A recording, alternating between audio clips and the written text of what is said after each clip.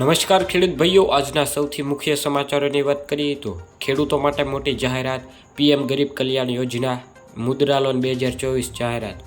મિત્રો, આ બધી માહિતી જણાવું તે પહેલાં જે પણ ખેડૂત ભાઈઓ આપણી ચેનલ ખેડૂત માહિતી ઉપર નવા હોય આવ્યા છે તો એ ખેડૂત ભાઈઓ અત્યારે જ આપણી ચેનલને સબસ્ક્રાઈબ કરી નાખો અને બાજુમાં આપેલી ઘંટડી બટનને દબાવી દો.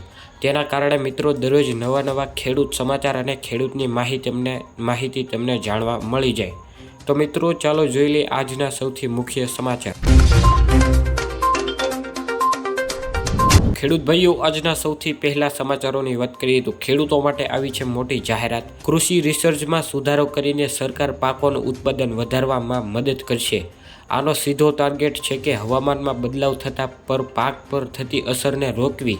32 પ્રકારના પાકની 109 જાતોને વિકસાવવામાં આવશે.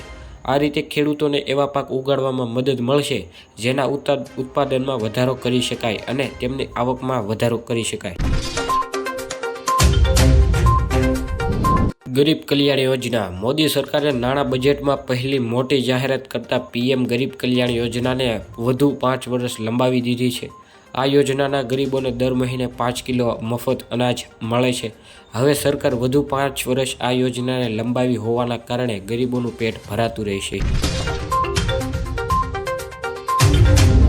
તે સાથે જ મિત્રો વાત કરીએ તો મુદ્રા લોન 2024. નિર્મલા સીતારમણે બજેટ 2024ના ભાષણમાં કહ્યું હતું કે જે લોકોએ અગાઉની લોન લીધી છે અને તેણે લોન ચૂકવી દીધી છે તેમના માટે મુદ્રા લોનની મર્યાદા 10 લાખ રૂપિયાથી વધારીને 20 લાખ રૂપિયા કરવામાં આવશે. ખેડૂત ભાઈઓ, આ હતા આજના મુખ્ય સમાચાર અને ખેડૂત માહિતી. તો જો તમને વિડીયો પસંદ આવ્યો હોય અને આવી જ ખેડૂત સમાચાર અને માહિતી મેળવવા માંગતા હોય તો અત્યારે જ આપણી ચેનલને સબસ્ક્રાઈબ કરી નાખો અને તમારા જેટલા ખેડૂત ભાઈઓ એને વધુમાં વધુ શેર કરી દેજો, કારણ કે તે ભાઈઓ પણ આપણી ચેનલ ઉપર દરરોજની માહિતી અને સમાચાર સૌથી પહેલાં જાણી શકશે.